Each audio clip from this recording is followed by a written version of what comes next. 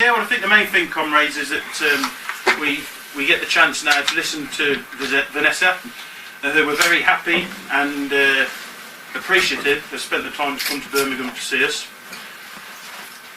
It's very rare that we get the chance to hear, a truthful voice coming from that part of the world. The Syrian people, as we know, are locked down. We can't get their media. We can't get to hear their opinion. All we receive is the news which comes from the BBC, from CNN, from Fox News, which has been rightly labelled by a good comrade of ours, President Trump, as fake news. I think it's important, actually, that all of us realise that, despite who says it, that's exactly what it is. It's fake news, it's propaganda. It comes not out of thin air.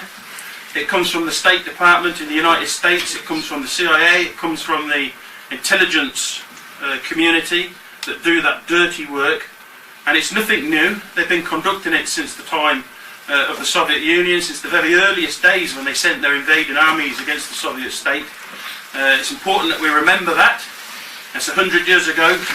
This year, the Russian working class rose up, made a revolution, and actually changed the face of the earth forever. And it's not possible now for the imperialists and the colonialists to carry on in the way that they carried on before that, when the British could set up concentration camps in Africa and get away with it, when they could starve to death 4 million people in Bangladesh and think it would go unnoticed, when they could punish the Irish and enslave them for 700 years, colonise their country and leave British troops on Irish soil.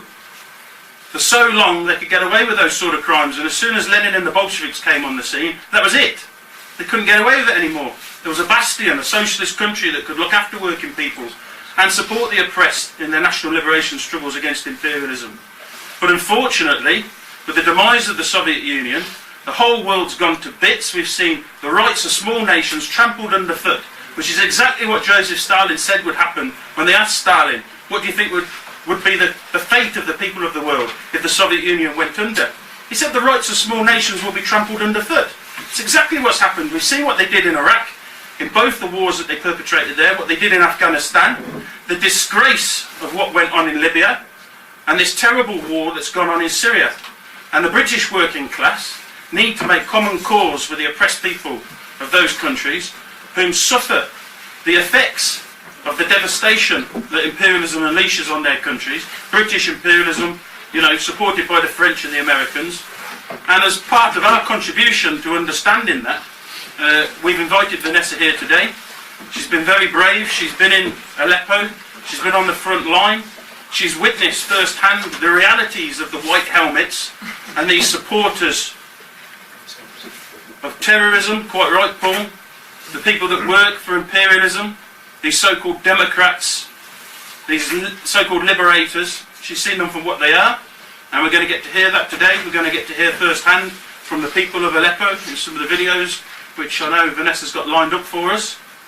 And the most important thing is that we listen carefully and then we think what practically we can do, not just in Birmingham but in this country, to bring about the death of imperialism, to actually bring it to a complete halt so that these sorts of crimes come to an end and they're not perpetrated ad infinitum across the globe any further. We've seen quite enough of this sort of thing.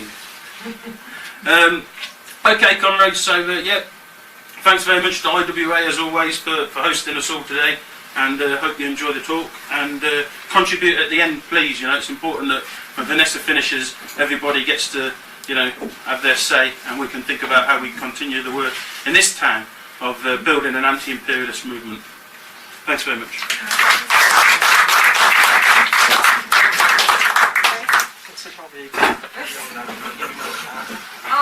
Good afternoon, everyone. Thank you so much for coming along.